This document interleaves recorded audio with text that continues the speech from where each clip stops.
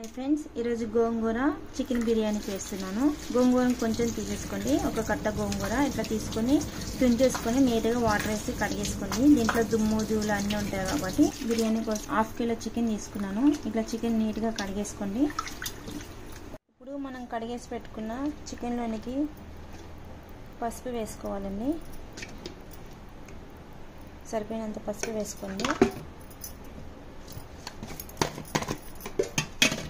కారం వేసుకోండి. ఒక్కొక్కరు కారం ఎక్కువ తింటారు, ఒక్కొక్కరు కారం తక్కువ తింటారు కాబట్టి ఎవరికి సరిపోయినంత వాళ్ళు పెట్టుకోండి. మ్యాక్సిమం హాఫ్ కిలో కాబట్టి 2 స్పూన్లు సరిపోతాయి. ఇంత సాల్ట్ వేసుకోవాలి. ధనియాల పొడి వేసుకోండి.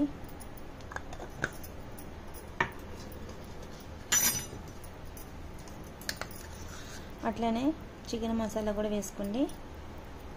బిర్యానీ మసాలా కూడా వేసుకోండి.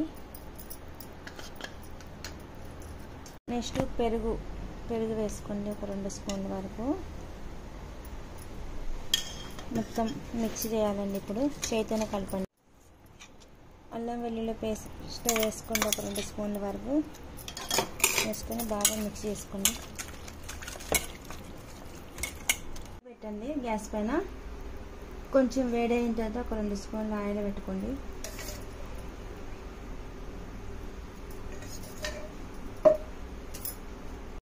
ఆయిల్ వేడైంది. ఆయిల్ వేడైన తర్వాత గోంగూర వేసుకోండి.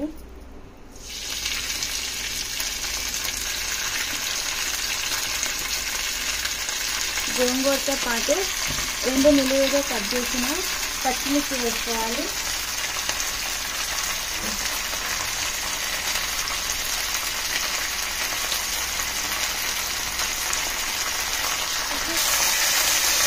ఒకసారి ఇట్లా కలుపుకోండి.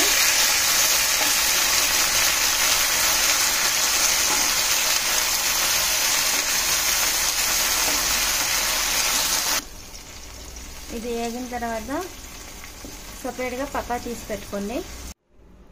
బిర్యానీ కోసం కుక్కర్ తీసుకోండి. కుక్కర్లో ఒక 2 స్పూన్ల ఆయిల్ వేసుకుంది. ఆయిల్ బాగా మరిగాక మసాలా దినుసులు ఆనియన్స్ పచ్చిమిర్చి వేసుకోవాలి. ఫస్ట్ మసాలా దినుసులు అన్నీ వేసుకోండి.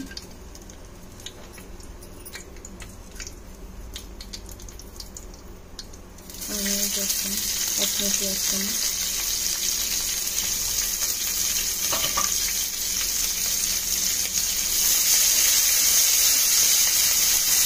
ఇట్లా మీరు కట్ చేసుకోవాలండి. బిర్యానీకి చిన్న కట్ చేయొద్దు. ఆనియన్స్ ఒక పెద్ద ఆనియన్ అయితే సరిపోతుంది. ఇప్పుడు ఇవి బాగా వేగిన తర్వాత ఇంతకుముందు మనం పక్కా తీసుకొని పెట్టుకున్నాం చికెన్ కదా, అది దీంట్లో వేయాలి. చికెన్ వేస్తున్నానండి.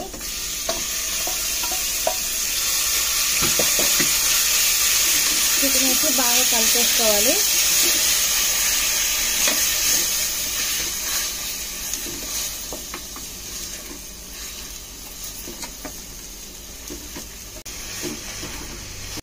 ఇప్పుడు కరివేపాకు వేసుకోండి. కరివేపాకు వేసుకొని కలుపుకోండి. దగ్గరికి వచ్చింది కదా, వేగింది బాగా. ఇప్పుడు ఇంతకుముందు మనం పక్కా తీసుకుని పెట్టుకున్న గోంగూర వేయాలి. ఇంతకుముందు వేయించి పక్కా తీసుకున్న గోంగూరని ఇప్పుడు వేసి బాగా మిక్స్ చేయండి.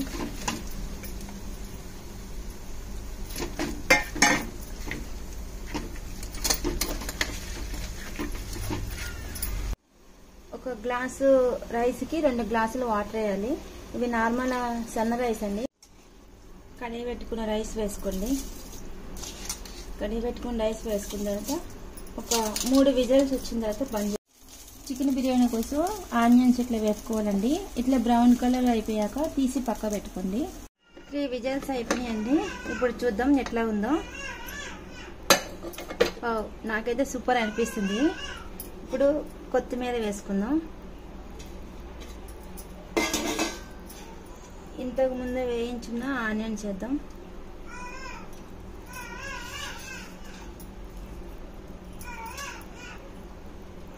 చూడండి బాగుంది. పీసెస్ ఎట్లా వచ్చినాయి. ఫైనల్గా ఇలా వచ్చిందండి. ఇది బాస్మతి రైస్ కాదు, నార్మల్గా మన ఇంట్లో అన్నం చేసుకున్న రైస్. బాగుంటుందండి. ఒకసారి మీరు కూడా ట్రై చేయండి. చూడండి, షేర్ చేయండి, సబ్స్క్రైబ్ చేయండి.